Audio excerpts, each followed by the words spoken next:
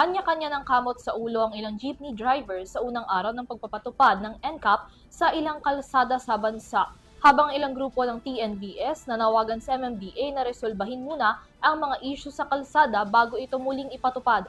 Nagbabalik si Criza Lopez.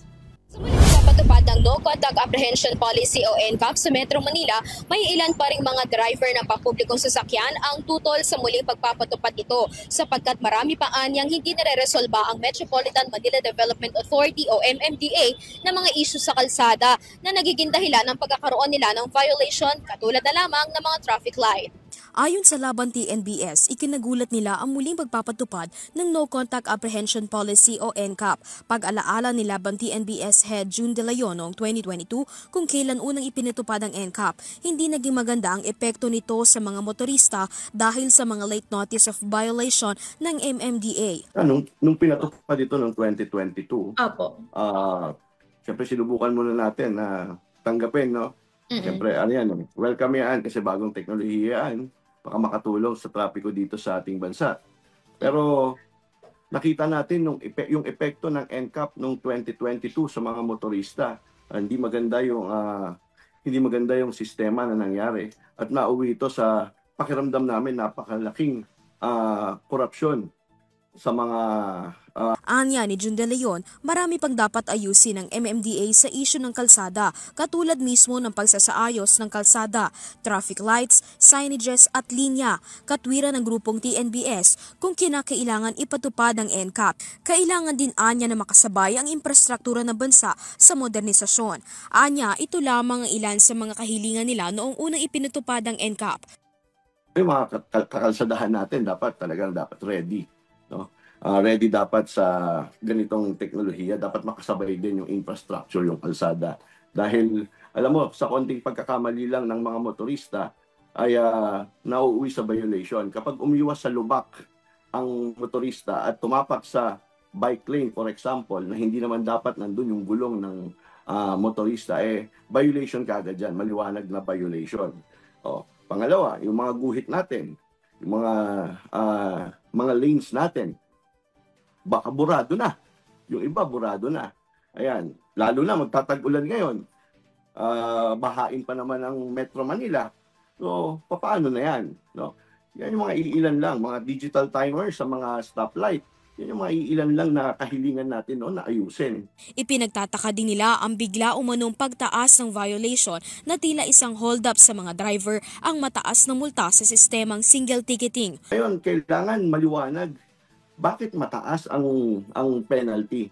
Bakit hindi ibalik sa dati yung inoohan natin ng 150 to 300? Doon lang naman tayo. Doon lang naman ang maganda sa MMDA NCAP yung hindi hold up noong 2022. Pero ngayon parang hindi ko alam bakit itinaas ng husto. Samantala, katulad ng katwiran ng Laban TNBS, sinabi ni retired Colonel Bonifacio Bosita, founder ng Riders Safety Advocates of the Philippines, mas magandaan niyang ipatupad ang NCAP kung maayos ang ilang issue sa kalsada. Yes po. Alam niyo po, pag nakaupo ka at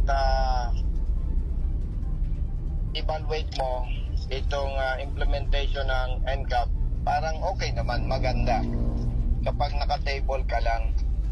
Pero kung malalaman mo ang mga problema dito sa implementation nito, doon mo lang marirealize na hindi dapat muna ipatupad itong NCAP. Marami po kasing problema. May mga incompetent adjudicator po na pag nag-contest ka, saradong isip nila at ang sasabihin, kasalanan mo yan, problema mo yan, magmunta ka na lang.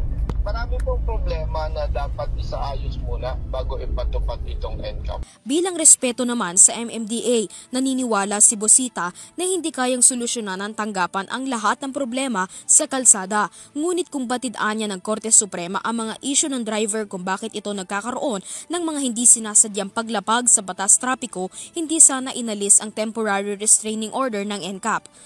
Ang nakikita ko po dyan ay naniniwala ako at nire-respeto natin ang Supreme Court na kung alam nila itong mga problema na dinanas na ng mga motorista noong mga nagdaang panahon na pinatupad ang NCAP, ay dadanasin pang muli kung ito po ay malinaw sa Korte Suprema. Naniniwala rin ng ibang tsuper na hindi pa handa ang ibang kalsada.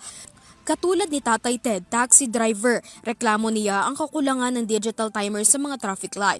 Kahit umano hindi niya intensyon na magbiting the red light, hindi naman nila tansyado ang paglilipat ng kulay sa mga traffic light. Sa ganitong sistema anya, agrabyado ang kanilang operator maging ang mga driver. Yun nga, minsan parang agrabyado yung mga driver kasi siyempre mag-unang-una dyan yung mga operator.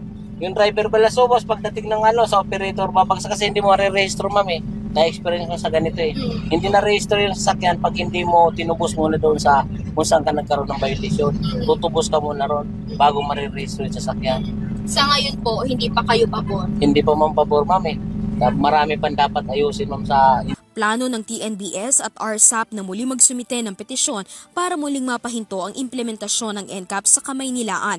Ngayong unang araw ng muling pagpapatupad ng NCAP sa NCR, nakapagtala ang MMDA na mahigit sa 580 violations. Naitala ang mga paglabag na ito sa pagitan ng oras mula alas 6 ng umaga hanggang alas 4 ng hapon. Maaaring bayaran ng mga lumabag ang kanilang multa sa pamamagitan ng online payment o personal na pagpunta sa MMDA office.